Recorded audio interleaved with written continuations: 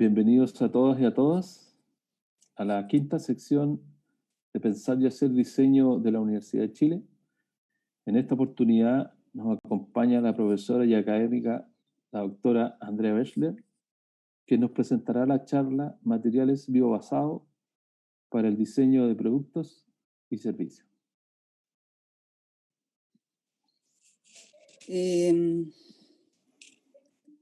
Ok, hola a todos, mucho gusto de estar acá. Gracias, Mauricio, por la invitación. Yo les voy a hablar un poco de esta nueva tendencia de los materiales biobasados y para dónde vamos con esto. Es una tendencia que está tomando bastante fuerza en Chile y en el mundo en realidad, ¿ya? A ver, les cuento un poquito. Yo soy diseñadora industrial y trabajo en el departamento de diseño, doctorado en la Universidad de New South Wales, precisamente en este mismo tema, ¿ya?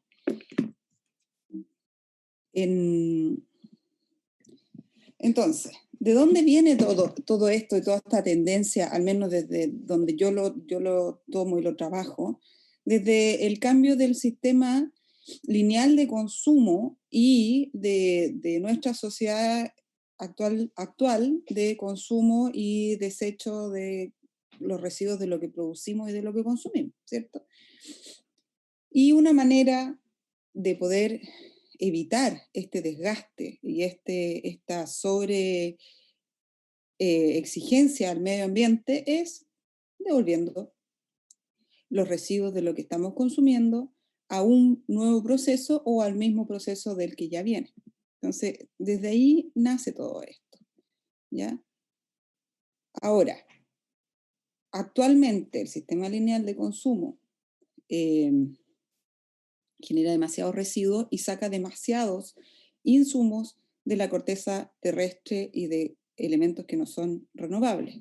Por lo tanto, es necesario un cambio en la manera de hacer las cosas y a lo que nosotros llamamos, y puede ser un cambio de paradigma, que no es solo un cambio que se exige o que se dice ahora hay que hacerlo de esta otra manera, sino que hemos notado que gradualmente han habido ciertos cambios, pero no hay ciertas exigencias a nivel como de gobierno, a nivel internacional, pero también desde abajo hacia arriba, a nivel de usuario, ¿ya? Entonces, nos preguntamos, ¿qué son los materiales biobasados? Que muchos de nosotros lo hemos escuchado tanto, que se habla de los biobasados o biomateriales. En este caso lo llamaremos biobasados y básicamente son cualquier tipo de material que provienen de fuentes renovables, dejando fuera todo lo que se esté extrayendo de la corteza terrestre y que no pueda generarse en corto plazo, ¿ya?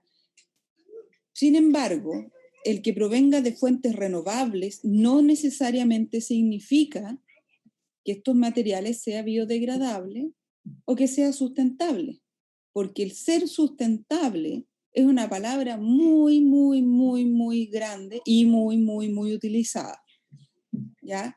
El ser sustentable es una definición que cada uno tiene que darle, ¿ya? Según los criterios de sustentabilidad de cada una de las personas, ¿ya?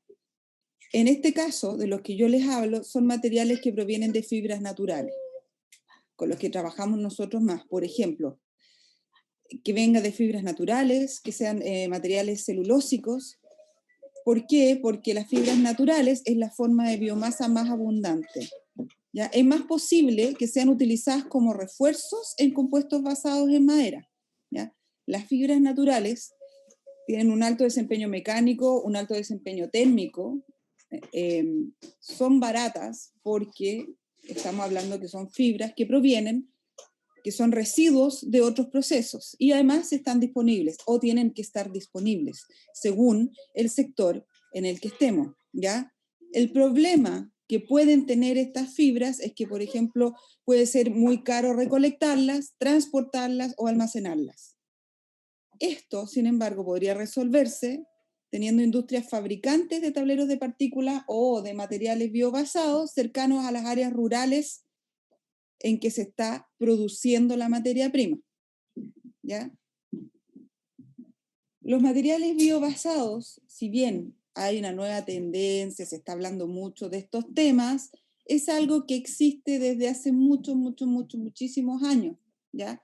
Por ejemplo, no sé si la gente como de mi generación recuerda que se usaba, por ejemplo, cola caliente para hacer los volantines. ¿Mm? O los adhesivos basados en almidón, como por ejemplo el engrudo que se usaba antiguamente en el colegio a veces para hacer ciertos trabajos,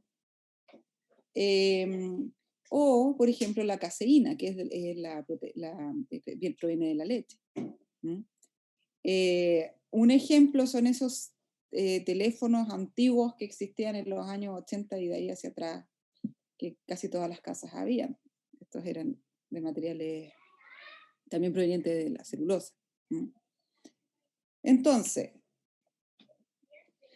¿cómo podemos abordar esto y retomar estas antiguas tendencias que por hacer quizás más eficientes, más masivas, más económicas de producir, se han ido tornando de usar materiales biobasados a materiales más basados en fuentes no renovables, por decir algo?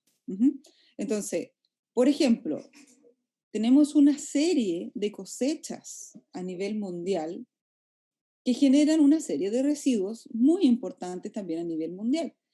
Entonces, muchos estudios han trabajado con esto y han empezado a ver, bueno, ¿qué podemos hacer con esto? Porque hay plásticos biobasados que están basados, por ejemplo, en los almidones, en las fibras celulósicas, en los aceites. ¿Ya? Entonces, por ejemplo, podemos sacar materiales o plásticos del almidón de la papa, de la caña de azúcar, del almidón y del aceite del maíz, de los porotos de soya, etc. ¿Fija? Entonces, esto se puede convertir con procesos similares a los de los plásticos, pirólisis, conversiones catalíticas, etcétera, fermentación, etcétera, para hacer materiales biobasados o plásticos biobasados. Y ahí es donde encontramos, por ejemplo, el PLA, u otros que son más o menos bio, con más o menos capacidad de degradarse que otros, y que algunos que se degradan de una manera mucho más limpia que otros, ¿ya? Ahí, por eso yo digo, hay algunos que son más bio que otros. Entonces, por un lado yo les contaba que lo que es sustentabilidad es una palabra muy grande, que hay que abordarla de una manera muy consciente para poder ser consistente en lo que planteamos, de que estamos tratando de hacer algo que sea más sustentable que lo que ya existe, ¿ya? Entonces, y dentro de eso tenemos los materiales biobasados, y estos materiales biobasados, que pueden ser algunos de los que les mencioné, como plásticos biodegradables o algún material que esté basado, por ejemplo, en una pulpa de papel, etc. Hay algunos que son más bio en el sentido que son más biodegradables o más biobasados que otros, ¿ya? ¿En qué va esto? ¿En qué impacto tiene estos materiales sobre el medio ambiente, pero a lo largo de su ciclo de vida? O sea, ciclo de vida desde que comienza a extraerse o a reutilizarse la materia prima hasta que se degrada. Entonces, por eso podemos decir que unos son más bio que otros, porque hay algunos que tienen más impactos a lo largo de su ciclo de vida que otros, ¿ya? Entonces, por ejemplo, tenemos materiales que son sumamente biobasados, que esta es una gran tendencia ahora último, que por ejemplo son estos materiales que crecen, como los hongos o la utilización de algas u otros. Han hecho construcciones de hongos, de micelio de hongos. ¿Ya? Hay otros tipos de plásticos biobasados, como por ejemplo los que están basados en la quitina, que se saca de los crustáceos o de los cartílagos de las alas de las mariposas, por ejemplo, o se puede sacar de diversos residuos, producto, por ejemplo, de las conchas de las cáscaras de las jaivas, por ejemplo, y este tipo de cosas. otros basados en quitosano, ¿ya? Como por ejemplo este de la industria de los camarones, que están haciendo plásticos basados en estos materiales, y hay previamente, lo que les había mostrado previamente, también era aplicable para el área de la salud. Por ejemplo, hablando del área de la salud, dentro de Chile, además, tenemos, por ejemplo, se ha trabajado mucho con el alginato, producto de las algas y los crustáceos de la zona norte. Y se utiliza para hacer parches o algún otro elemento cicatrizante. Como les decía, el quitosano, también en Chile tenemos los langostinos, tenemos las centollas, tenemos los camarones. Hay una serie de cosas que se han hecho, y en Chile también hay un movimiento como importante. Nosotros personalmente tenemos dentro del laboratorio, hemos estado haciendo contactando a otras personas que están trabajando el tema, y de hecho mañana hay también un foro que va a estar muy interesante, donde vamos a hablar con gente que directamente está trabajando con este tipo de residuos según la zona en la que están. Así que también quedan invitados, porque va a estar muy interesante, ¿no? Acá tenemos otro ejemplo de construcciones basadas en el micelio del hongo, pero además, lo interesante de esto es que trabaja con residuos de la agricultura. O por ejemplo, este tipo de material que está basado en la kombucha, no sé si lo conocen, que es un hongo que se alimenta con la planta del té y se utiliza es una bebida en realidad, pero genera este hongo enzima, que también lo han utilizado para hacer cosas como más laminares, como lo que se ve ahí, que son cosas como bien más como estéticas que de uso, aunque se vea que es vestuario, pero bien trabajado también se pueden lograr cosas más utilitarias. Está como muy de moda la kombucha, al menos en los que estamos haciendo nosotros. Entonces, mostrando como de esto muy, muy bio, pasamos a otro tipo de materiales que igual son biobasados, aunque usan residuos y usan aglomerantes, algunos más naturales que otros, pero al decir que esto es más sustentable es porque está utilizando básicamente un residuo, ¿ya? Por ejemplo, tenemos el uso de las fibras de la estopa del coco en Brasil. En México se ha utilizado bastante, y hasta en Brasil esta ONG Poema utiliza estos residuos de la producción del coco para hacer asientos de vehículos que lo usan en Mercedes-Benz hasta su tiempo, y ahora ya no sé en qué estarán.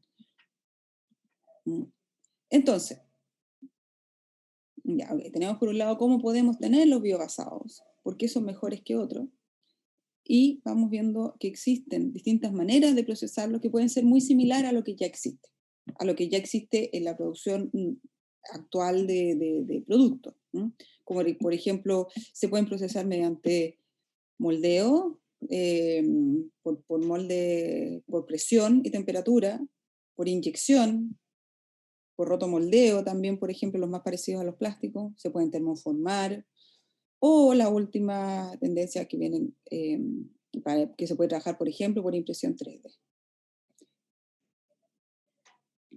Como les decía, esta es una tendencia sumamente actual, y día a día hay más y más datos de herramientas y buscadores de materiales. Entonces, poco a poco nosotros hemos ido encontrando más y más. A nivel mundial, por ejemplo, está Materia, que es de los Países Bajos, Matrec, que es italiano, Materium, que no es chileno, en verdad, es internacional, pero la persona está en Chile, o materialdistrict.com. Si es que alguno de ustedes que están escuchando ya no saben dónde buscar materiales biobasados, estos son unos muy buenos buscadores, ¿ya? La gran gracia, por ejemplo, Materia es muy amplia, tiene de distintas fuentes. Matrec solamente se enfoca a materiales biobasados o materiales sustentables o que tengan una cuota de sustentabilidad. Materium, la gran gracia que tiene es que, está acá abajo, que presenta las recetas o formulaciones de distintos materiales. Entonces, si uno tiene un material que ha desarrollado y quiere compartir, puede subir la receta a esta página. O al revés, si uno quiere trabajar, por ejemplo, dice, uy, tengo tanto, cáscaras de huevo que me salen porque en la casa se hace mucha mayonesa, o tengo una empresa que hace mayonesa y tengo la cáscara, no sé qué hacer, puede ir revisar las recetas que aparecen ahí y puede generar este material con la cáscara de huevo.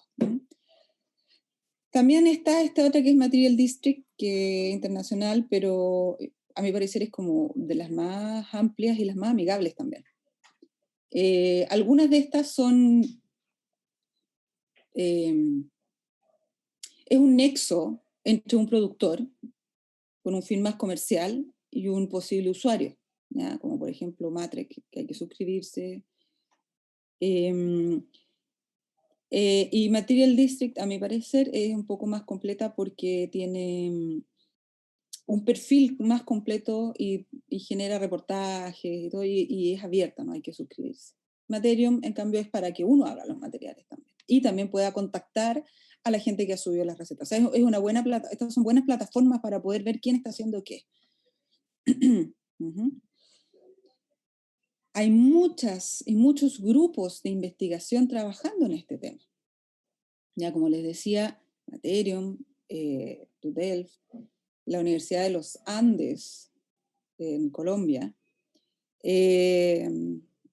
Materials Experience Lab en Italia, el Politécnico de Milán, y en Chile tenemos varios también, como el Fab Lab de Santiago, que está trabajando en esto.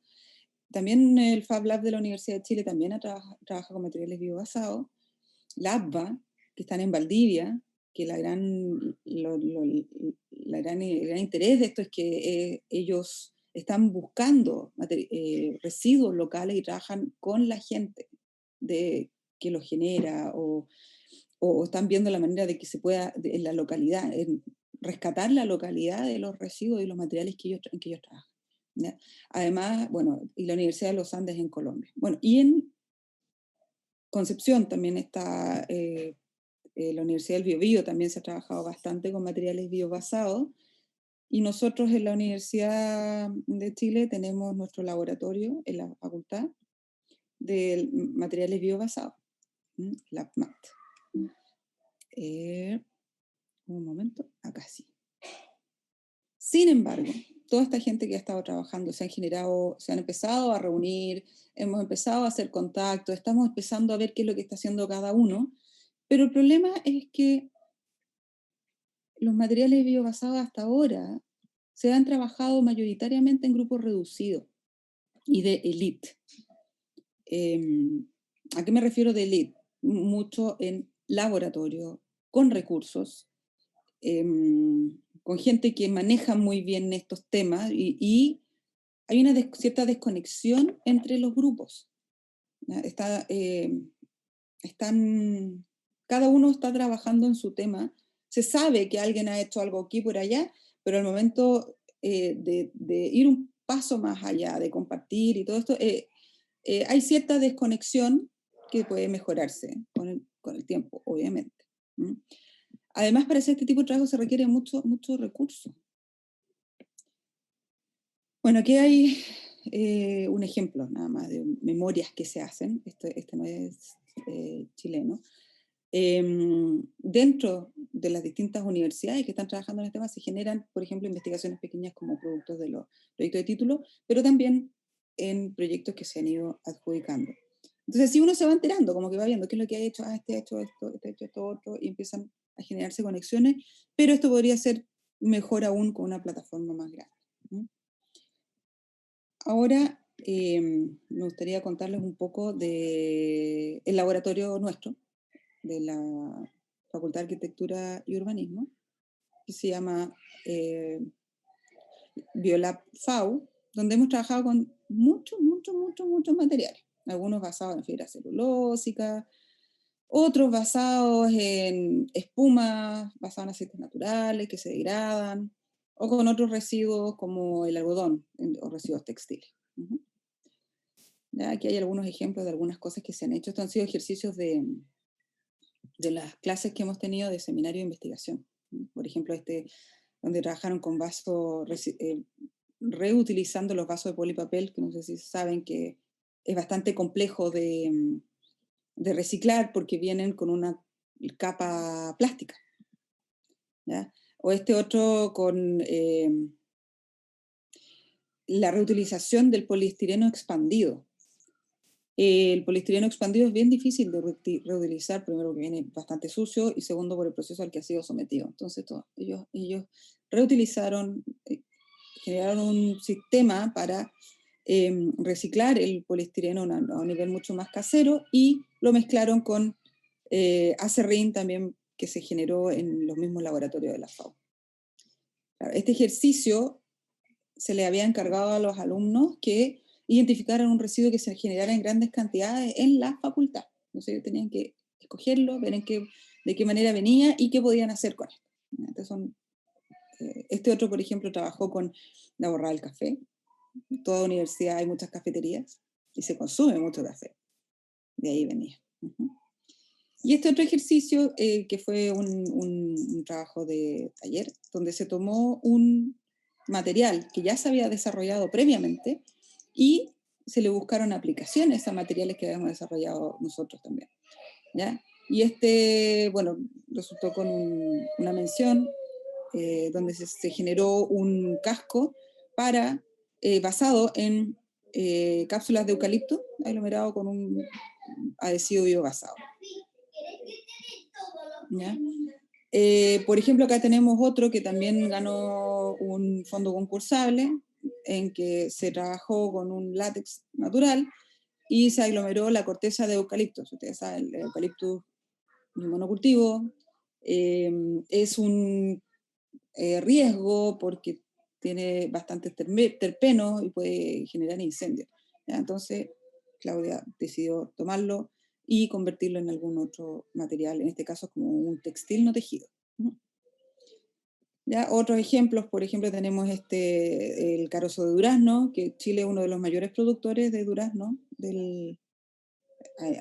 exportadores, y todo lo que se genera por ejemplo, las conservas de los duraznos se pierden, se queman, queda tirado en los patios de acopio hasta que se degrada. ¿Ya? Ella hizo un material basado en este residuo aglomerado con un polipropileno reciclado. Este otro proyecto, también mismo residuo, carozo durazno, pero sin embargo le dio otro tratamiento absolutamente distinto y ya lo aglomeró con un adhesivo biobasado, ¿ya? Basado en residuos naturales. Nosotros tratamos de trabajar a todo nivel con empresas. Entonces, Petroquim nos ha apoyado, que es una empresa local de polipropileno, y en este caso hemos trabajado con una empresa brasilera que se llama Kel, que ellos producen este poliuretano biobasado. Bueno, y esto es lo que se obtuvo. Como ven, los ejemplos que les dije, además de contarles un poco de lo que hemos hecho nosotros, son para mostrar que han sido iniciativas, pero están a una escala muy pequeña, porque son investigaciones, con potencial, por supuesto, de convertirse en un producto más masivo. Pero ya hay industrias y tendencias a nivel mundial que también han empezado a avanzar. ¿Ya? Por ejemplo, de repente, bueno, todo yo creo que lo hemos notado ahora que al ir al supermercado, que cada vez vamos menos al supermercado, producto de la pandemia, pero se pueden encontrar algunos productos que se degradan, por ejemplo, de un solo uso. Empezamos a bombardearnos de todo esto, ¿ya? Se valora la iniciativa de las empresas para poder tener cosas que sean menos dañinas. Sin embargo, yo tendría bastante ojo al momento de escoger uno de estos productos, porque hay que tratar de tener cierta noción de dónde viene y para dónde va. O sea, qué va a pasar después de que yo lo use. Entonces, cuando uno vaya a comprar uno de estos elementos, que me parece bien que estén basados en recursos renovables, hay que tener también ojo de qué está hecho y buscar un poco más antes de usarlo o adquirirlo, ¿ya? El hecho de que sea basado en un elemento natural no necesariamente quiere decir que yo al eliminarlo se va a degradar, por ejemplo. Si yo lo boto a la basura, es posible que no se degrade por muy biobasado que sea, porque ahí no hay oxígeno y no están las condiciones para que se degrade. ¿Ya? Entonces hay que tener ojo con lo que uno ve. Por ejemplo, este poliagave se ve muy interesante, buscando un poquitito más allá. Son compuestos basados en agave, pero este agave es el residuo de la industria tequilera en México, por ejemplo. Entonces yo ya sé que al preferir eso, estoy utilizando un residuo y estoy quizás haciendo menos daño de lo que haría comprando un plástico. ¿Ya? Entonces hay que averiguar un poco más antes de adquirir y saber, tener una cierta noción de dónde viene y para dónde va. ¿Mm? Pero a lo que iba con esto es que cada vez hay más tendencia y está empezando a avanzar poco a poco más en este tema. Ujú. Bueno, aquí tenemos más ejemplos de distintas usos de residuos, como por ejemplo Mark Harrison, que generó estos bowls bellísimos basados en la cáscara de macadamia y además los aplicó en diseño, rescatando la esencia y los conceptos relevantes de la cáscara, como este brillo. O sea, uno al verlo ya puede empezar a pensar, alguna idea puede darle de dónde proviene. O Alberto Livore, que ha trabajado con la cáscara de la almendra, con su material maderón, y moldeado. Por un lado se ha trabajado en urnas, y por otro lado se han hecho elementos, objetos de uso cotidiano, como estas sillas. Ahora, con estos nuevos materiales y estas nuevas tendencias, como les decía, hay movimientos pequeños, como lo que les mostraba recién, hay productos que ya están en el mercado, pero nada de esto puede surgir más allá si es que no va acompañado de políticas y programas de gobierno que nos apoyen, que nos ayuden a sacar esto adelante y que lo potencien. Antes de seguir, hay como se dice, y que personalmente creo que lo que ha hecho que estos materiales no sean más populares es principalmente, bueno, uno, el costo que se reciben cuando se generan los residuos, el costo para poder reutilizarlos y convertirlos en un material generalmente es alto, porque hay que hacer algún tratamiento adicional de limpieza, de procesamiento. Y segundo, las propiedades muchas veces no son homogéneas y se asocia este tipo de materiales con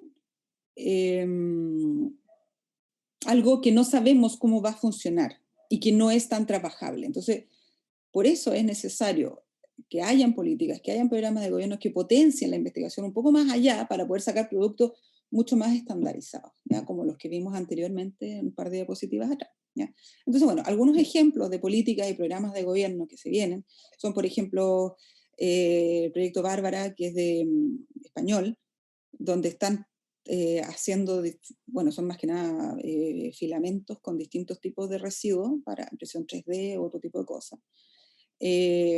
O este llamado a concurso a nivel de la Unión Europea. O dentro de Argentina también tenemos este plan de acción para impulsar los materiales biobasados y bioproductos. Así que hay cosas que están ocurriendo. Eso es muy bueno. ¿Y qué pasa acá? Bueno, todos sabemos que se va a trabajar en una nueva constitución y ya se está empezando a pensar en el tema. Y bueno, esto lo encontré en un documento donde se levantaron, se estudiaron las consultas ciudadanas que se hicieron entre el año 2019, después del estallido social, a la fecha, para el proceso constituyente y para ver qué es lo que se opina, qué es lo que se piensa, pero a nivel de toda la gente. ¿Ya? Aquí se hicieron estos eventos a nivel universitario, los cabildos abiertos a nivel comunitario, etc. ¿Ya? Y bueno, en este documento se estudiaron 361 documentos, se recopilaron. Y los temas ambientales estuvieron presentes en un 68% de estos documentos, lo que no es menor. Los temas centrales que se vieron son el cambio de modelo que se requiere, que es lo que les explicaba en la primera diapositiva, ¿ya? Donde se cuestionaron fuertemente los patrones de consumo que tenemos nosotros actualmente, las empresas que no aportan al desarrollo local, que no haya participación ciudadana en el desarrollo inmobiliario de vivienda, el monocultivo, que se ha hablado bastante del tema de Monsanto, de las plantaciones de árboles y todos los daños que esto generan, el uso indiscriminado de agua, que lo hemos visto en noticias, y constantemente estamos recibiendo bombardeados, no hemos visto bombardeados de noticias sobre qué es lo que ocurre con todo este uso indiscriminado del agua y además de la sequía que sobre todo en la región central ha sido muy fuerte. ¿Mm? Y la minería, que en Chile somos absolutamente dependientes del uso de nuestros recursos naturales y todo lo que puede traer el tratamiento de la minería. Y es algo que realmente no se habla demasiado, pero es un problema no menor. ¿Mm? Entonces, estas son como las palabras que más se repitieron dentro de estas consultas ciudadanas, palabras relacionadas con impactos medioambientales, recursos, agua, medio ambiente, naturales, etc. Y aquí hay un pequeño resumen de los temas relevantes, ¿ya? Que se ha hablado mucho del principio de desarrollo sostenible, el derecho a tener un medio ambiente más sano o sano, el agua como un bien nacional de uso público efectivo, el marco constitucional para el control estatal de las áreas estratégicas. No hay marco, pero aún es muy vago y es muy manejable. La información, participación y la justicia en materia medioambiental. ¿Qué pasa con la educación medioambiental? Que tenemos que enseñarle a los niños desde muy chiquititos que tienen que ser muy conscientes con el medio ambiente en sus acciones diarias. ¿Ya? Los gobiernos locales deben tener más facultades para el control ambiental y que la naturaleza es un sujeto de derechos. Bueno, para poder lograr involucramiento de el gobierno en esto, tenemos un montón de actores involucrados. Entonces hay que tratar de ser súper consciente y consistente y lograr que todos interactúen entre sí y todos puedan aportar y ser beneficiados además. Tenemos, por ejemplo, nosotros que estamos en los centros de investigación o universidades, el sistema educativo, tenemos nuestro rol muy, muy marcado.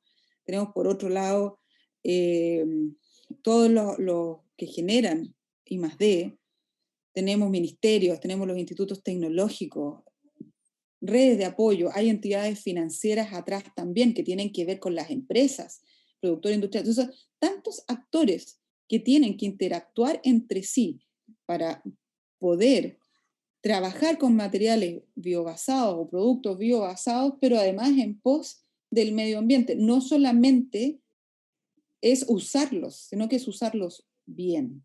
Y eso es lo más importante de todo, y eso yo creo que es como la moraleja de todo esto que estaba hablando. No solamente es usarlos, sino es usarlos bien, saber usarlo y saber de dónde viene y para dónde va y cómo vamos a hacer que esto sea más eficiente. ¿Ya?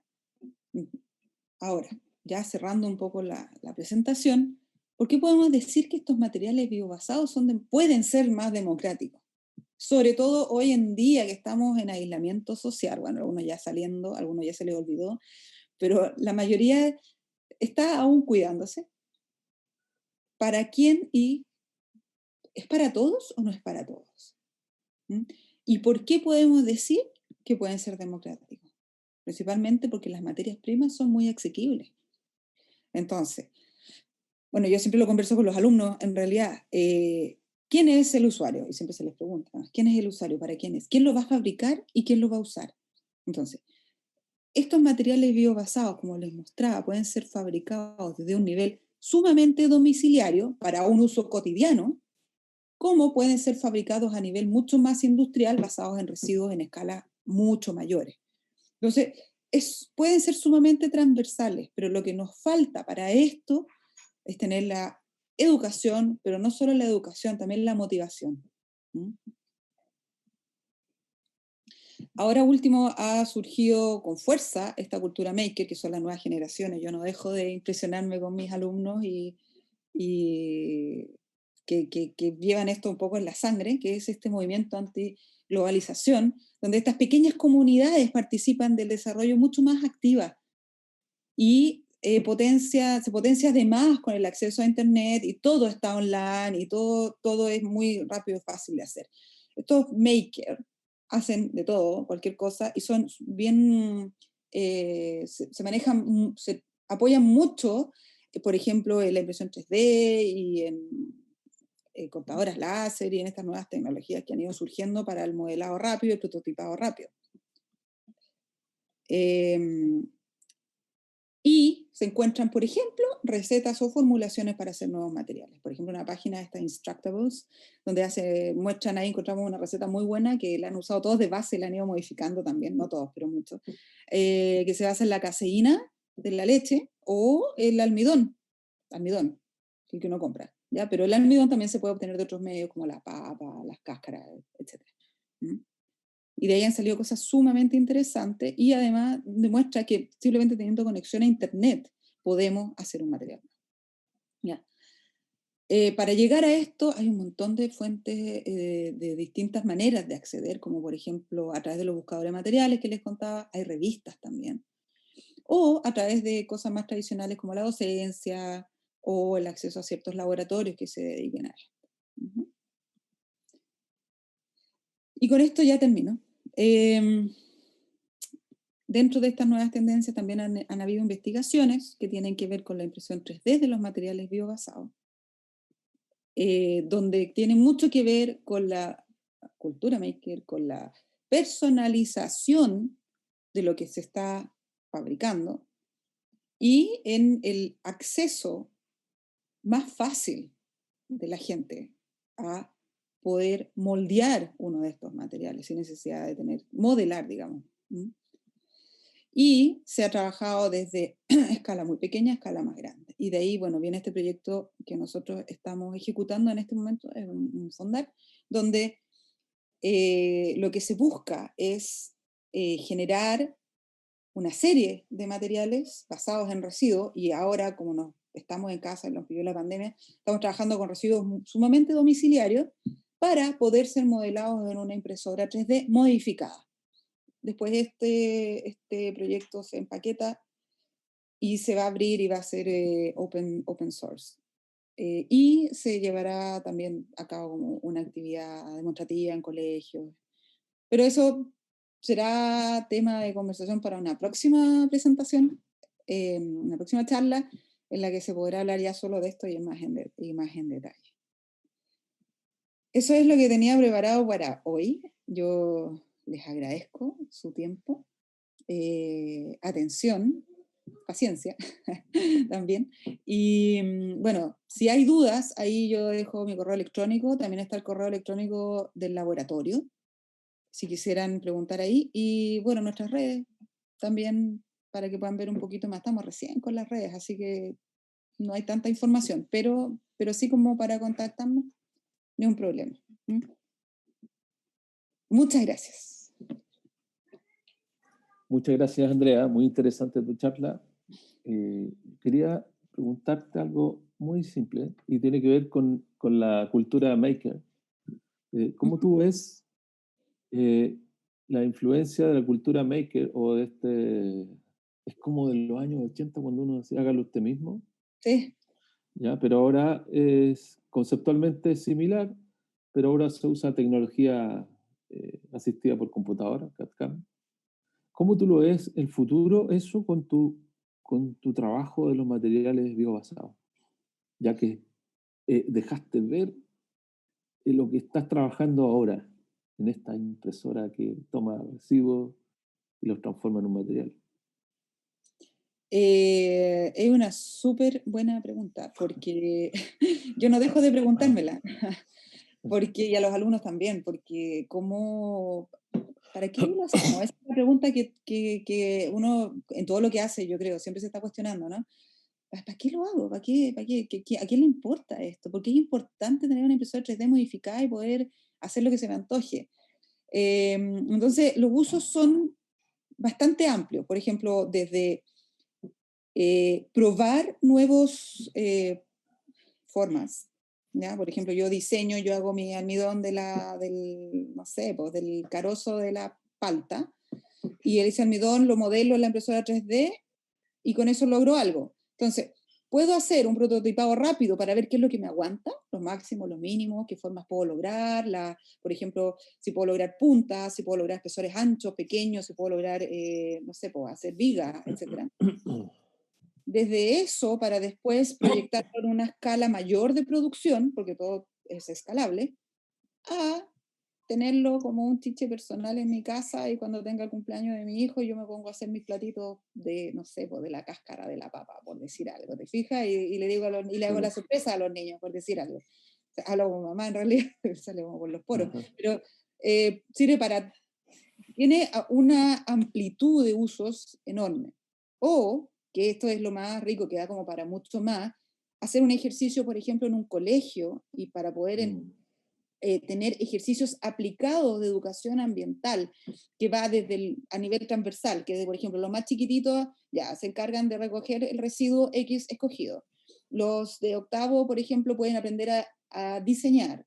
Después ya en primero y segundo medio pueden aprender a diseñar en el computador. Y los más grandes ya pueden dedicarse a juntar todo esto y poder sacar el producto.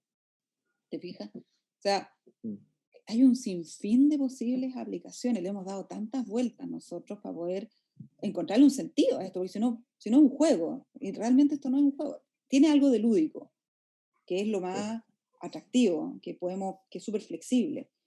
Pero siempre pensando que atrás el objetivo es poder rescatar estos residuos y que no se nos vayan todos a la basura. Yo creo que eso es lo que más nos mueve a la mayoría de nosotros. Siempre nos estamos preguntando, sí, no nos para de preguntar. Eso es lo interesante, y eso es lo mejor, cuando las cosas te hacen preguntar y reflexionar. Muchas gracias, Andrea, muy buena charla. Bueno, nos estamos viendo en otra más.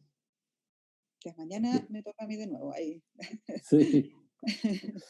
Ya, pues muchas gracias. Gracias por la invitación, además, qué buena iniciativa. Gracias, Mauricio, por la gestión. Gracias, gracias a ti. Ya, listo. Ya. Nos estamos viendo. A las 11 tenemos otra charla y nos vemos a esa hora. Ya, ok. Gracias. Chao.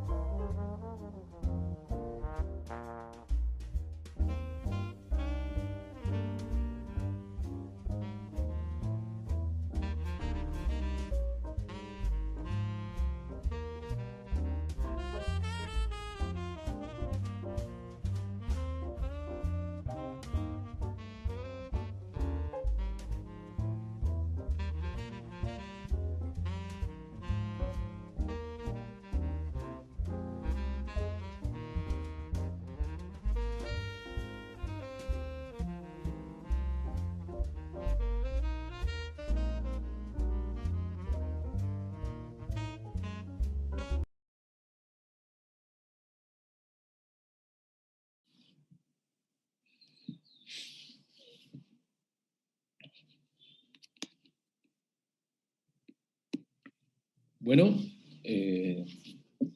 nuevamente saludo a todas y a todos. Continuamos con esta quinta sección de las charlas.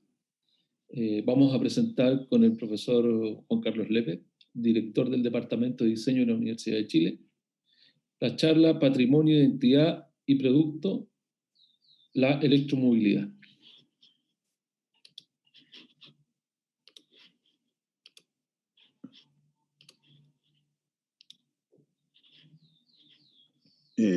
Gracias, Mauricio.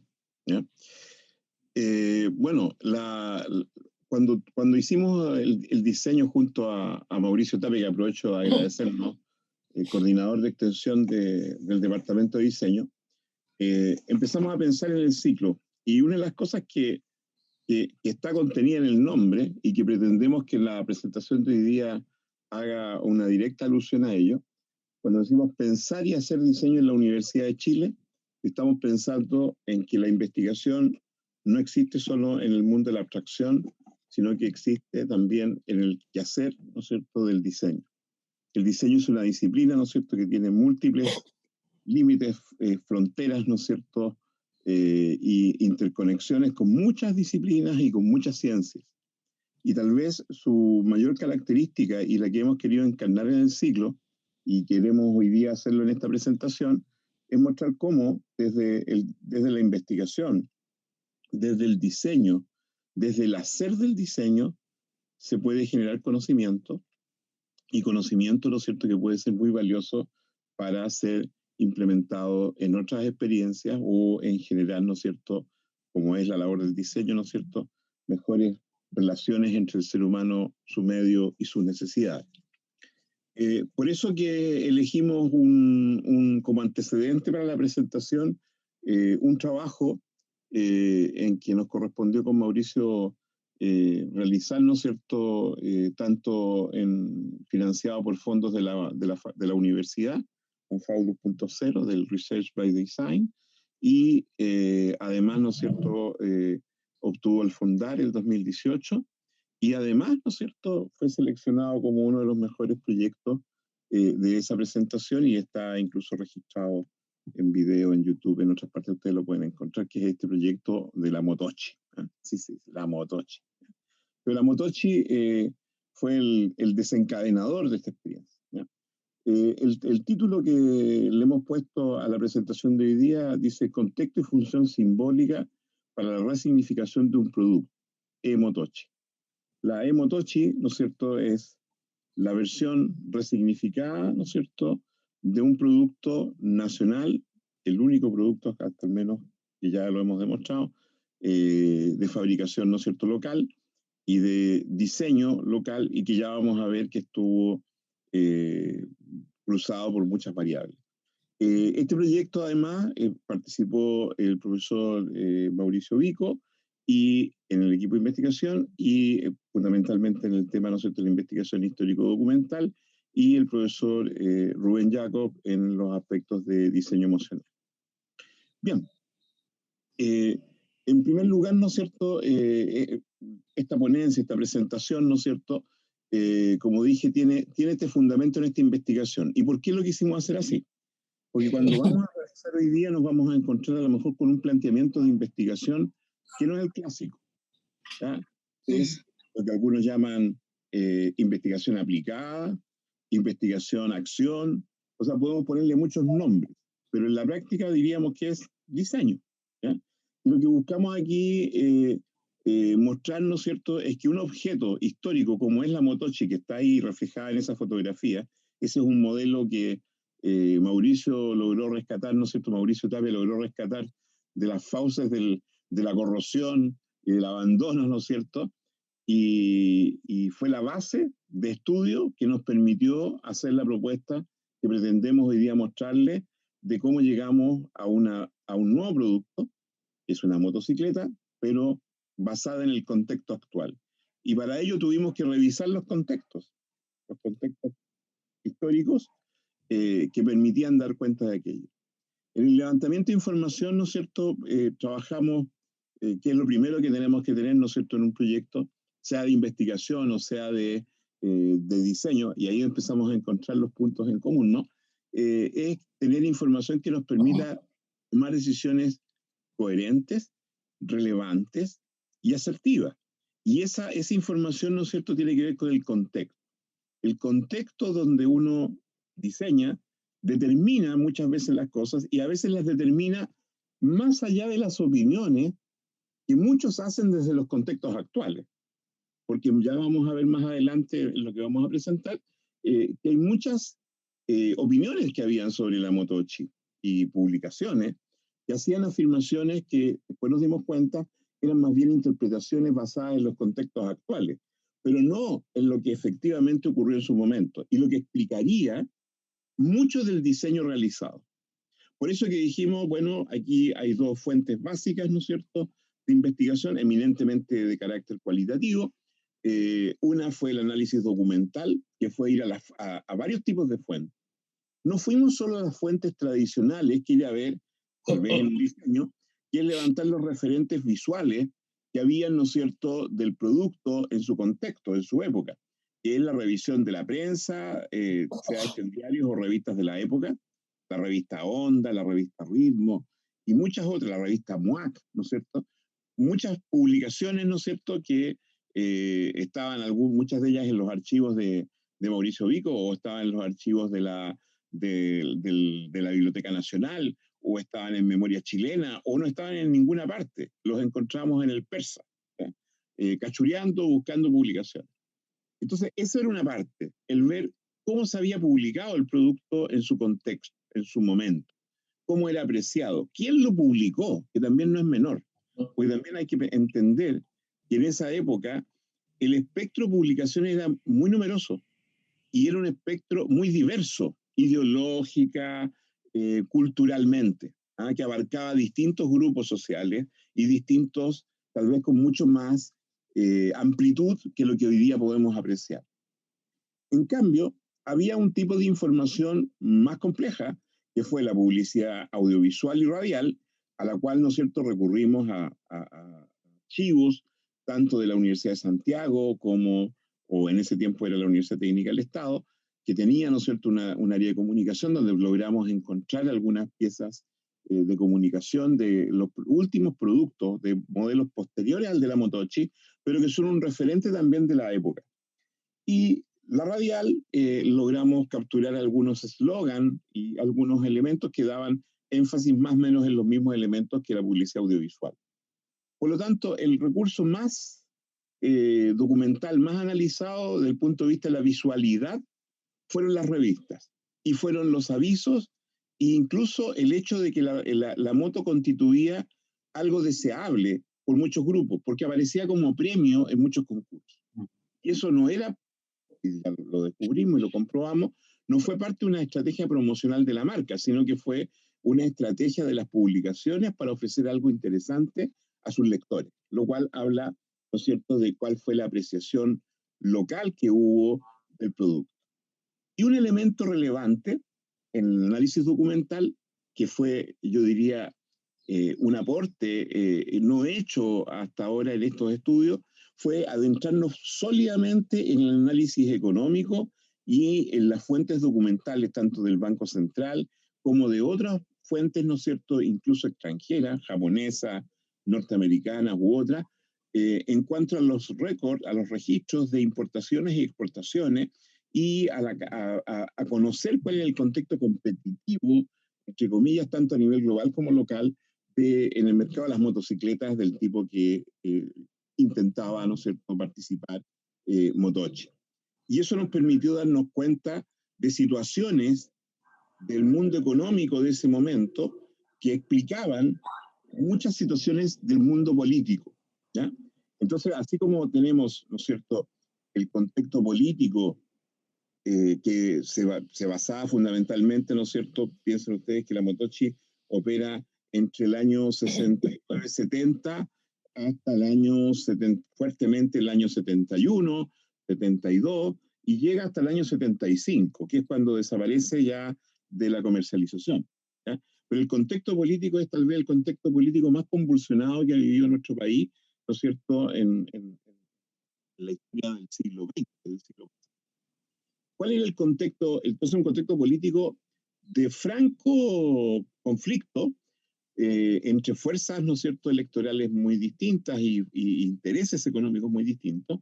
El triunfo de la Unidad Popular, la instalación, ¿no es cierto?, de un gobierno socialista, y también aparece, ¿no es cierto?, la oposición fuerte ahí, pero hay un detalle ahí en lo político que es el crecimiento de la participación popular.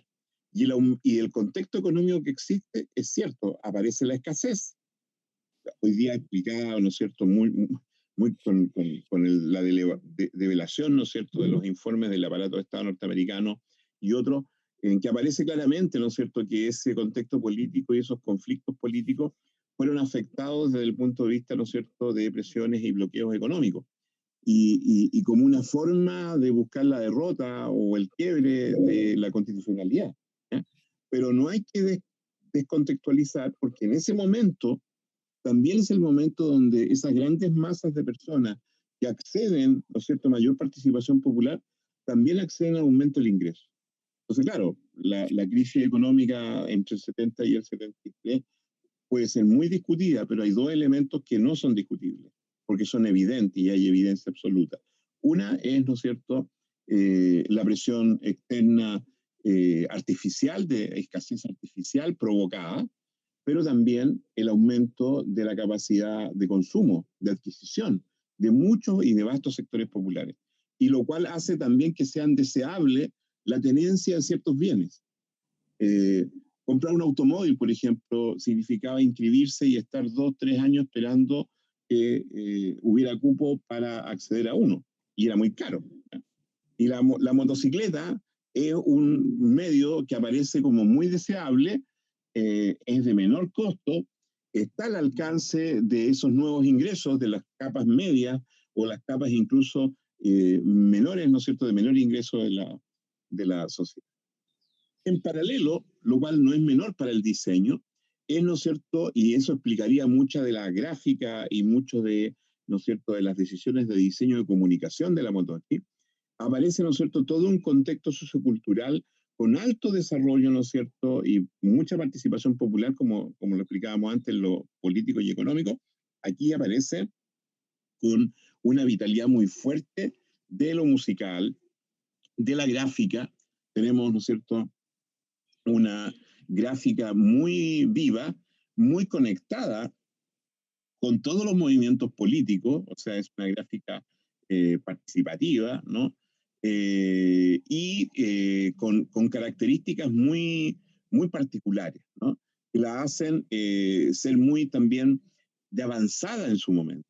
Piensen ustedes que en ese periodo aparece la expresión gráfica en las paredes, pero ya no solamente con el rayado clásico del nombre del candidato, que era una estrategia electoral que viene más o menos de los años 30, sino que aparece, ¿no es cierto?, el mural, ¿ya? Y no solo de una brigada como la Ramona Parra, sino que de múltiples, ¿no es cierto?, conjuntos políticos, ¿no es cierto?, que buscan a través de el mural no evidente en lo político, pero sí con una gráfica particular, ganar, ¿no es cierto?, adeptos, adscriptos a su visión. Y el proyecto 5, ¿cierto?, que es este proyecto que dicen es el antecedente de Internet a nivel mundial. O sea, que es un proyecto que elabora Fernando Flores fundamentalmente, que está muy al alero del INTEC, ¿no es cierto?, Instituto de Tecnología, ¿no es cierto?, que el Estado financió, ¿verdad? Es la idea de poder darle soporte informático de datos para la administración del área social de la economía. Porque el objetivo del gobierno popular era tener, ¿no es cierto?, 3 áreas económicas, un área social de propiedad del Estado, un área mixta y un área absolutamente privada. Y el área social eran las empresas que estaban estatizándose en todo ese proceso y requerían, ¿no es cierto?, estaban ubicadas, recordemos que Chile en ese momento era un país con una gran industria manufacturera, muy distinta a la realidad actual, y en esa industria manufacturera, ¿no es cierto?, creada al alero de muchos gobiernos anteriores, no solo del gobierno popular. Estaba la idea desde la Corfo en los años 50 de que Chile fuera un país autónomo, lo cual también es un marco interesante para entender el fenómeno de la Motochi, porque en Chile sí existía empresas fabricantes, no de motocicletas, pero sí de muchos componentes y muchos elementos que permitían llegar a poder proponer un producto de mayor complejidad. Pero el Estado requería administrar aquello y bueno, Fernando Flores propuso y otros, con el apoyo de otros eh, técnicos y tecnólogos, ¿no es cierto?, propone muy visionariamente este proyecto 5 de poder, a través de una red de datos, desde las empresas estatales hacia una sala centralizada en la administración del Ministerio de Economía, poder administrar los datos. Esto lamentablemente llega al golpe de Estado del 73 y es destruido. ¿Ya? O sea, destruimos el antecedente de Internet a nivel global y no nos dimos cuenta. ¿Ya? Y solamente hoy día podemos hacer una mirada. Ahí se ha escrito harto sobre ello, pero hay mucho mito. Creo que es un tema que también queda pendiente, pero que nos permite darnos cuenta de que no estamos, la motochi no ocurre en cualquier momento. Se tienen que dar condiciones políticas, económicas, socioculturales y tecnológicas. Porque si no, claro, yo puedo tener los computadores, pero si no tengo los computadores y no tengo la mente que entiende que hay que conectarlos en red, que fue ese es tal vez el gran aporte 5, y de Fernando Flores, que después desarrolla, sale exiliado, es el ministro de Economía más joven que ha habido, ¿no es cierto?, en el gobierno de la Unión Popular, sale exiliado y se va, se asila, lo reciben con los brazos abiertos en Estados Unidos, en Norteamérica, ¿ya? Y las contradicciones de la historia y la vida, ¿no? Y resulta que es el creador, ¿no es cierto?, de toda una teoría, ¿no es cierto?, de la coordinación y del lenguaje y cómo ¿no es cierto?, mejora la gestión. O sea, la verdad es que cuando hablamos de Motochi estamos desde un producto mirando todo un contexto que tiene todos estos elementos valiosos.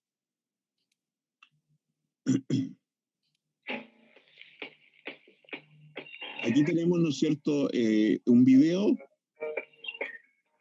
¿Ya? Motochi. Motochi.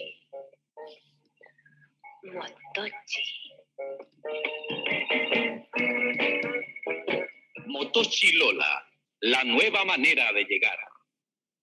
Bueno, ese es un video que muestra, que hoy día nos parece muy ingenuo, nos parece de un tratamiento visual a lo mejor muy elemental, pero hay que entender que esa es la televisión de los años 70.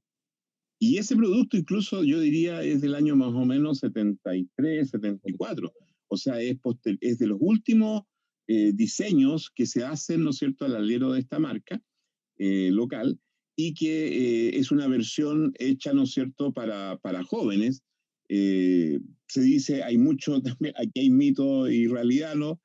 Parte del mito dice que este fue un modelo que fue desarrollado con otros fines y que vendía al Estado, concretamente al ejército, a las fuerzas especiales, y no tuvo una serie de fallas en el objetivo que se quería ocupar, y al final se derivó en aprovecharla en un modelo liviano para, ¿no es cierto?, un segmento de mercado juvenil. O sea, ya si uno mira la historia de Motochi, uno va a encontrar a lo menos lo que nosotros tenemos ubicado. Tú me puedes desmentir, por favor, o ayudar, Mauricio. Si no, 3 modelos, Sí. y esos 3 modelos, ¿no es cierto?, algunos incluso hablan de un cuarto, que es una variación de uno. Sí. Son, ¿no es cierto?, modelos que ya tienen metido en la cabeza de quien los concibe esta necesidad de crear un producto para cada segmento, entendiendo que tiene que tener prestaciones distintas, características distintas.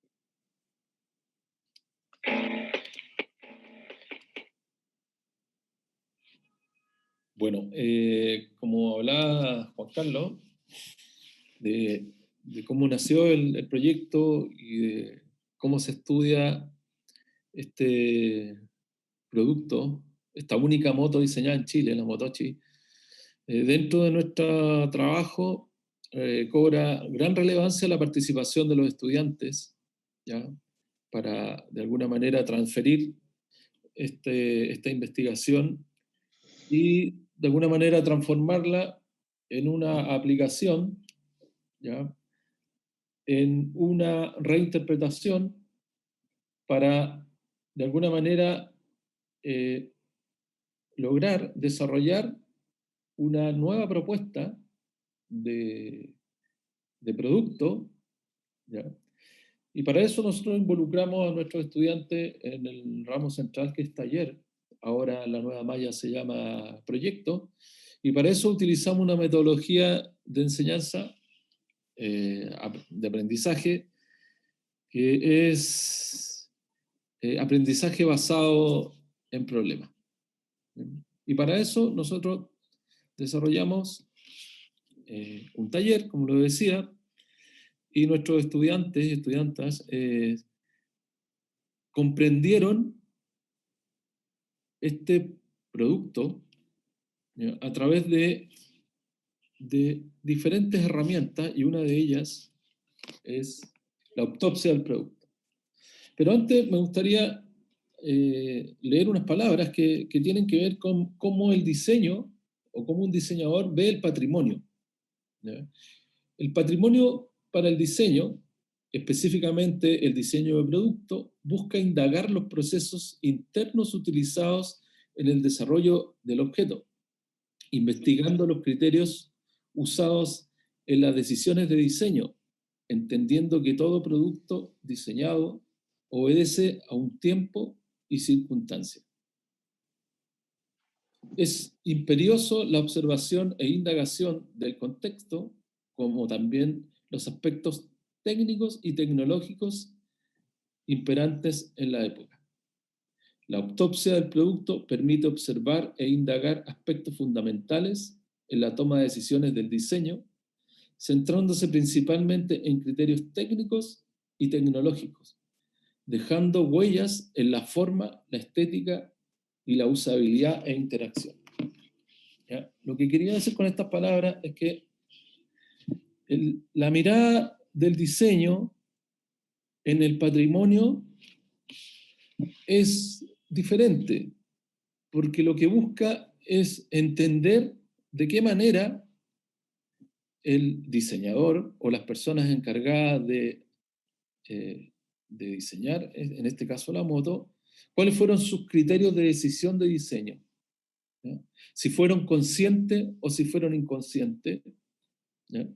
Y cómo y en qué manera afecta la tecnología y la técnica en el resultado final del producto. Para eso, nosotros en el taller, vamos a ver un video acá, donde en este video se muestra la secuencia de cómo los estudiantes, utilizando esta metodología, trabajaron en la reinterpretación de este producto. Fue un trabajo de un semestre, incluyendo un trabajo en una serie de prototipos, ¿ya?, y propuestas de diseño, la cual culminó en un prototipo físico enfocado, que vamos a ver más adelante, el cual integraba las diferentes observaciones extraídas del modelo por los estudiantes. Aquí podemos apreciar unos dibujos rápidos de las propuestas.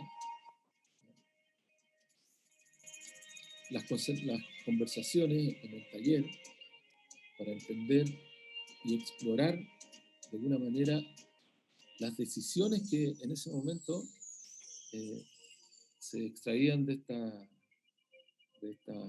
investigación.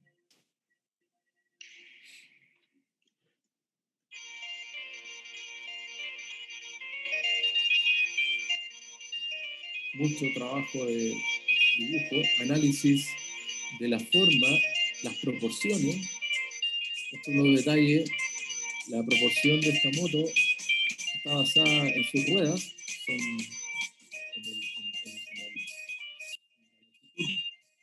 La producción son 3 ruedas y media rueda hacia arriba. Eso fue de una manera extraído de todo este análisis. Concluyendo en una serie de, como decía, de modelos Nos vamos a ver.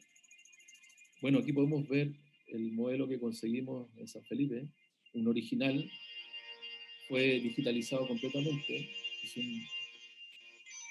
Bueno, acá estamos analizando las diferentes propuestas de los componentes. Bueno, todo un trabajo de hacer, proponer, analizar y definir, para luego determinar cuál sería nuestra propuesta final del taller.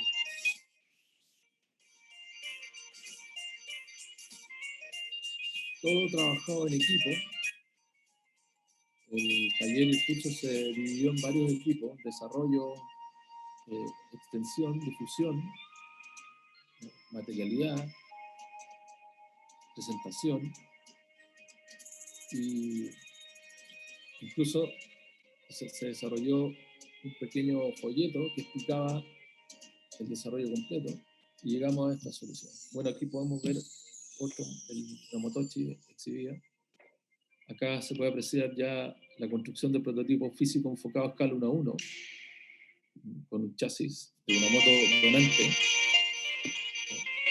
culminando en una presentación final con este primer prototipo físico, que le llamamos la Motochi E1, que siguió el desarrollo.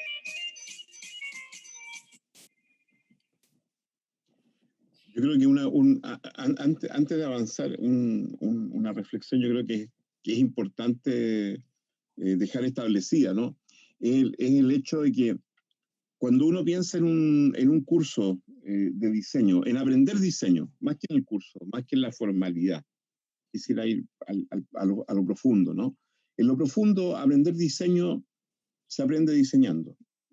Parece algo como tautológico, pero lo que de verdad es muy relevante, porque tal vez hay otras actividades en que uno puede hacer un paso muy paulatino entre la teoría y la práctica, pero el pensar, en este caso, es parte del hacer. Y yo creo que una de las cosas interesantes cuando veíamos el video recientemente presentado por Mauricio, cuando nos cuenta, ¿no es cierto?, esta experiencia de aprendizaje basado en problemas o aprendizaje basado en proyectos, es un modelo propio, ¿no es cierto?, de la investigación-acción.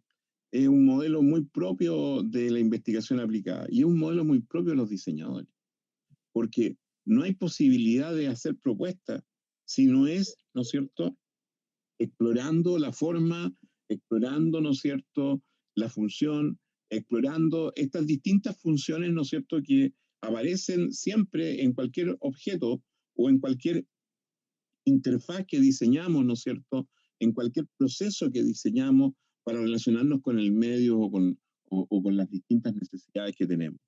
Entonces, cuando nosotros vemos la Motochi, efectivamente en la Motochi conviven estas tres funciones, pero para poder conocerlas en detalle desde el punto de vista de aprender de lo que fue ese patrimonio en ese momento, hay que hacer, ¿no es cierto?, una inmersión muy profunda en ese producto, ¿ya?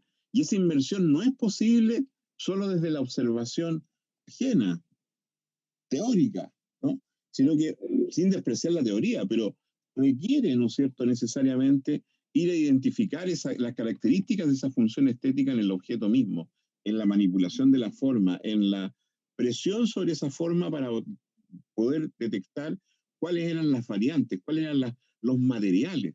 Porque si uno ve la forma, pero no ve la materialidad de la cual la Motochi, no entiende por qué tiene esa forma. Eso, y si uno no entiende el contexto de fabricación de ese momento, tampoco lo entiende. ¿No? Eso, lo que habla Juan Carlos, es muy interesante, porque tiene que ver con la forma de explorar a través del diseño el patrimonio de un objeto, lo patrimonial del objeto.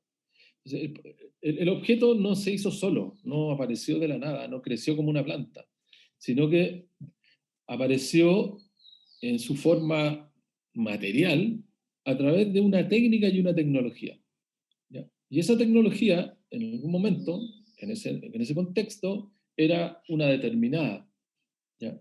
Y esa tecnología, al creador o al diseñador, que lo vamos a ver más adelante, que no había diseñador en el Motochi, sino que eran 3 ingenieros de la Universidad de Chile.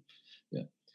Esa tecnología, en ese contexto, en ese momento, le iba dictando ciertos conceptos, ¿ya?, de fabricación, los cuales se transformaron en elementos que armaron una estética, que armaron una función simbólica y, por supuesto, la función práctica. Entonces, a través de la autopsia del producto, que es una forma de explorar profundamente un objeto, uno puede extraer esa información junto con la investigación de contexto histórica de ese momento. Entonces, esa unión, ese cruce entre la investigación, que yo lo llamo la investigación como pura, de un investigador histórico que ve la relación de contexto que había en ese momento, y después una investigación que va a lo particular del objeto y que se introduce en el objeto, como lo hace un médico, un patólogo, cuando quiere saber por qué una persona falleció. En este caso, nosotros queremos ver cómo fue concebido ese objeto, de alguna manera. Porque el objeto de alguna manera te puede hablar, ¿ya? Pero hay que entender con qué idioma te está hablando el objeto. Y en este caso, es la técnica y la tecnología. ¿Y por qué se dice que deja un rastro? Porque deja un rastro y el rastro está en cómo de alguna manera tomaron ese chasis, doblaron esos tubos, le dieron una geometría, construyeron una forma y esa forma armó una proporción. Y una proporción está dentro de los cánones estéticos, está totalmente asociado al uso. Y ese uso está asociado a una persona, ¿ya? Entonces, de alguna forma, y esa persona y ese uso también está en directa relación con un contexto de ese momento, que en el contexto de la Motochi, ¿ya?, que según el creador, o sea, no el creador, sino que la hija del creador, fue para dar una solución popular de transporte a las personas, ¿ya? Entonces aparece otra idea que es la individualidad, que es el transporte individual, ¿ya? Y por eso que tiene unas proporciones, por eso la Motochi es una moto pequeña, por eso que la Motochi usa un motor de 50 centímetros cúbicos, que es un motor que tiene una cierta potencia, que puede máximo transportar a 2 personas ligeras o una persona no tan ligera, ¿ya? Pero la unión entre esa tecnología, esa manera de pensar, esa técnica, esas tecnologías de motor, esas tecnologías de las ruedas y de los componentes, esa unión, de alguna manera, construyó una huella formal y que esa huella carga una función estética, simbólica y práctica, ¿no? Ya, entonces, Claro, y tal vez bien, es muy relevante también destacar, ¿no es cierto?, que cuando uno comete el error de hacer la autopsia del producto sin entender el contexto y sin conocer cuál es el estado del arte, de la tecnología, por ejemplo, de ese momento, uno podría hacer juicios equivocados. Por ejemplo, hay gente que dice, bueno, ¿por qué la Motochi no tiene estandarización en el tipo de foco? Porque hay unas con foco redondo, otras con un foco cuadrado, hay distintas.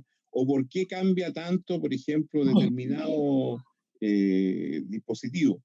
Bueno, las explicaciones tienen que ver no con una decisión estética, ni con una decisión formal, tienen que ver con una decisión que tiene que ver con lo económico, político del momento, que era qué es lo que había disponible en un momento de escasez y, como decía yo, de bloqueo económico, de suministros norteamericanos o de la industria en general a nivel global, que provocaban que el fabricante de Motochi también tenía que en su propuesta asumir esa variabilidad en función de lo que él encontrara disponible en el mercado.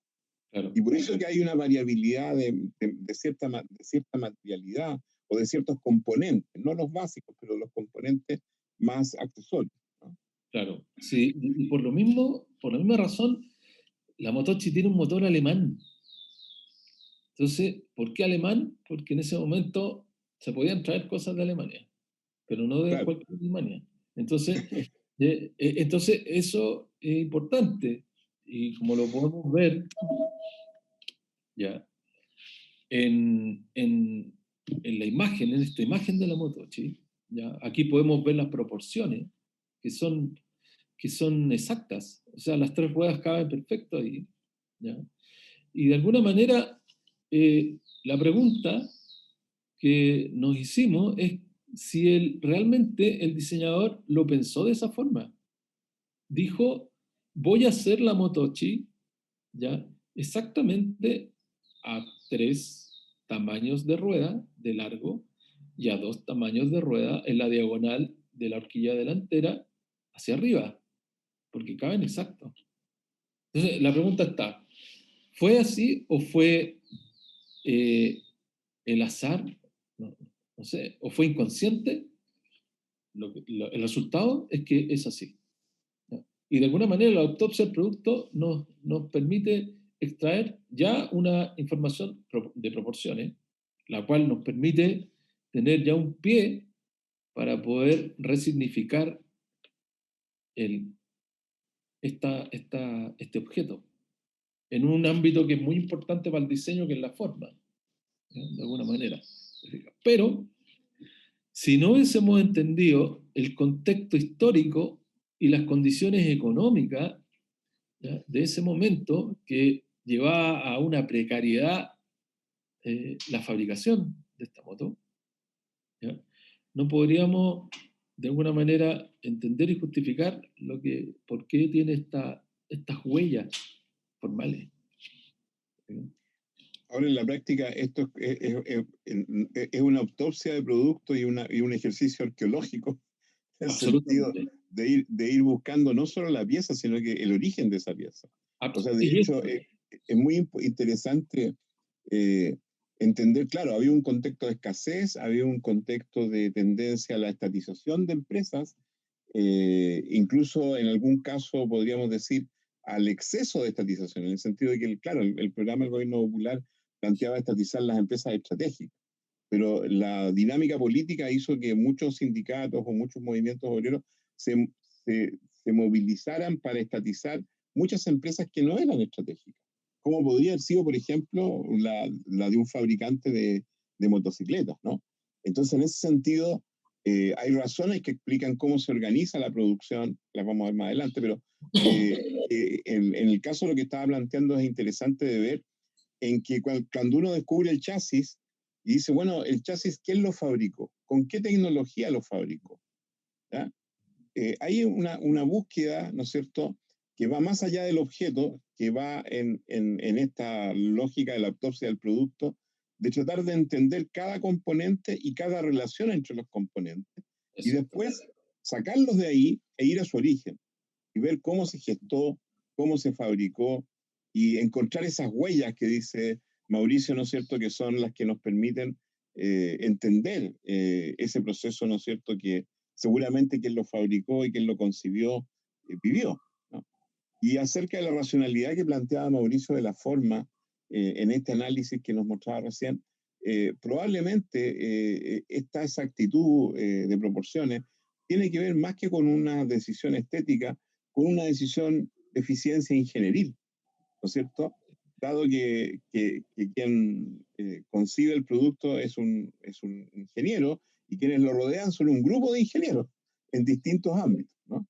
No lo dijimos al principio porque no alcancé a plantearlo, pero estaba dentro de los antecedentes, no solo estuvo el análisis documental, sino que la entrevista a informantes clave, entre los que estuvo la hija lamentablemente, quien creó la Motochi falleció hace 2 años atrás, y no había posibilidad de entrevistarlo a él, pero entrevistamos a su hija, que fue testigo de todo este proceso, y quien está muy informada, y a su hijo también. Y también tuvimos, ¿no es cierto?, la información directa a través de entrevistas a muchos de los que operaron distintas partes de la Sí. fabricación de la motochi. Eso es lo que nos permitió poder seguir la huella de cada componente, porque esto es como meterse, uno ve el producto y mientras más va entrando, ¿no es cierto?, más va encontrando derivadas, ¿no es cierto? Son como muchas raíces, ¿no es cierto?, que hay que ir investigando para conocer el conjunto. Sí. Es interesante y ver dentro de esa exploración arqueológica, porque eso es lo que se hace con la autopsia del producto, no nos saca nada con desarmar un objeto y no saber de dónde viene, cómo se hizo, quién lo hizo, que son antecedentes importantes. En el caso del chasis, por dar un ejemplo, fue fabricado por una empresa que se dedicaba a construir hornos de panadería. Y ¿por qué fue fabricado por ellos? Porque ellos tenían la tecnología para primero soldar tubos y después curvar tubos. Y esa fábrica estaba en San Felipe. ¿Ya? Entonces, ahí uno empieza a entender que la razón, ¿ya?, de por qué una fábrica que hacía hornos de panadería se pone a hacer chasis de moto. ¿Ya? Porque posee la tecnología Pertinente. pertinente. Do you have the technology? O sea, tenemos la tecnología para hacerlo. ¿Te fijas? Entonces, y eso es interesante. Eso, de alguna manera, porque tiene que ver con la actualidad, lo que estamos viendo en este momento, que lo vamos a ver más adelante. Bueno, acá, volviendo al tema del prototipado y lo que hicieron nuestros estudiantes, ¿ya? Es relevante para nosotros que los estudiantes entiendan y de alguna manera sean parte de nuestra investigación aplicada, ¿ya? Que se involucre, ¿ya? Que se entiendan que a través de la investigación, que a veces se puede ver muy árida por los estudiantes, en diseño, como decía Juan Carlos, para aprender a diseñar hay que diseñar, ¿ya? Es como, si quiero aprender a sumar, tengo que sumar, ¿ya? Si no, nunca voy a aprender a sumar. Entonces, para aprender a diseñar hay que diseñar. Y hay que meter las manos a la masa, ¿ya? Claro que nosotros metemos las manos a la masa con antecedentes de investigación, ¿ya? Con herramientas, tanto de investigación para encontrar antecedentes, como herramientas para poder materializar una propuesta de diseño de producto, como es en este caso. Y nuestros estudiantes, ¿ya?, hacen eso, realizan eso, ¿ya? Ponen las manos, se las ensucian y trabajan su propuesta conceptual a través de los prototipos, ¿ya? Para nosotros es muy importante, en nuestra facultad, en nuestra escuela, es muy importante esa materialización, ¿ya? Bueno, desde el punto de vista, ¿no es cierto?, del proyecto, entendiendo que estamos de la presentación, vamos a puntualizar tres aspectos que a nuestro juicio son fundamentales para entender la relevancia del proyecto. La primera, ¿no es cierto?, es entender de que el proyecto, hecha la autopsia, hecha la investigación documental, habiendo reflexionado en el diseñar, porque yo creo que lo que decía Mauricio es muy importante, ¿no es cierto?, recalcarlo. Diseñar, para aprender diseño hay que diseñar, hay que hacer, pero es un hacer reflexivo, es una producción reflexiva, que está permanentemente poniendo en duda y proponiendo nuevas formas. Entonces, en esa lógica, efectivamente, cuando uno mira la motochi no ve un solo objeto, lo que uno ve es una arquitectura modular, producto de integración de componentes. Y esa integración de componentes, esa propuesta es muy innovadora. En ese tiempo. En ese tiempo. Porque es la actual. Hoy día es como se fabrica hoy. Ahora se hace así. Todo. Claro, por centros de competencia, ¿no es cierto?, por habilidades, ¿no? Donde cada cual hace lo que mejor hace, ¿no? Entonces el motor se fabrica en Singapur, la arquitectura, el diseño de la carrocería se hace en Italia y el sistema de freno, ¿no es cierto?, en Estados Unidos y el de la suspensión en Francia. Y termina con un auto, ¿no?, que nosotros decimos que es japonés o que es de otro lado, pero en definitiva es integración de componentes. Claro, él lo hace en Chile, pero la razón por la que lo hace No es la misma razón por la que se hace hoy día. Él logra aquello porque tiene un proveedor de una parte, un proveedor de otra parte, el proveedor, no sé, el chasis, el proveedor del tanque, distintos proveedores. Y lo hace por una estrategia de cuidar que su empresa no sea estatizada. Esa es su lógica, ¿ya? O sea, no era un vehículo tan popular ni había tanto compromiso con el gobierno popular de Allende, todo lo contrario. Había una estrategia clara, ¿no es cierto?, para eludir el posible, al crear una empresa, la posibilidad, ¿no es cierto?, de ser estatizado, o también, y también yo diría, la de dividir el reino. Porque la Motochi nace como una iniciativa de Alvear, que quien lo realiza, en la idea de generar una industria que generara ingresos, es un negocio, ¿no? Es generar un negocio familiar o con muy cercanos a él. Y por lo tanto, todos los proveedores de partes son parte de ese equipo. Y es ahí donde se produce, ¿no es cierto?, esa sinergia y que él es capaz de manejar en un periodo donde nadie lo había hecho antes.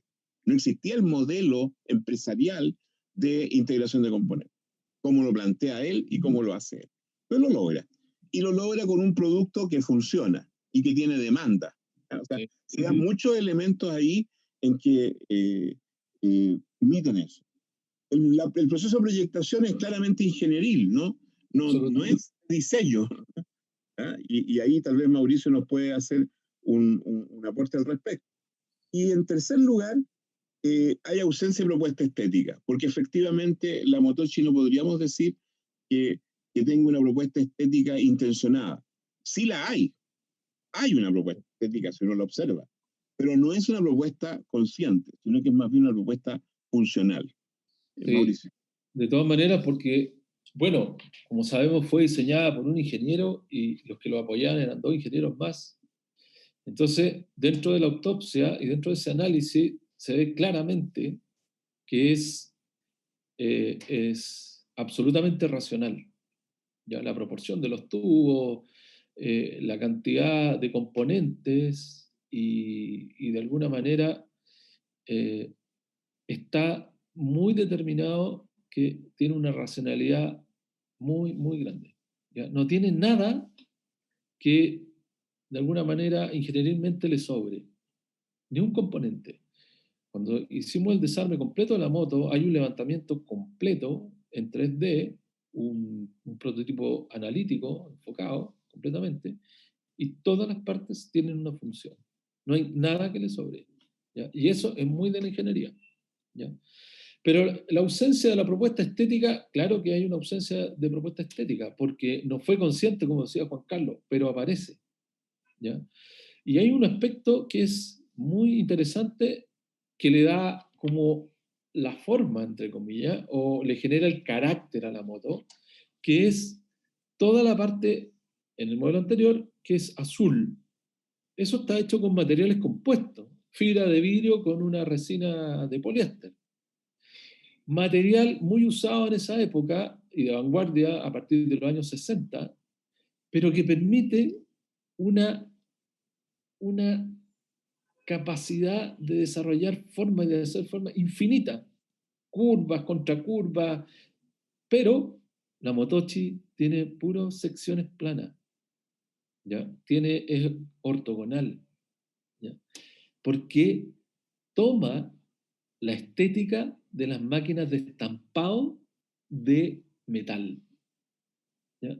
Entonces, tomo la estética de estampado metálico, ya por cuña y estampa, pero la llevo a la modernidad de ese momento, que era los plásticos reforzados. ¿Ya?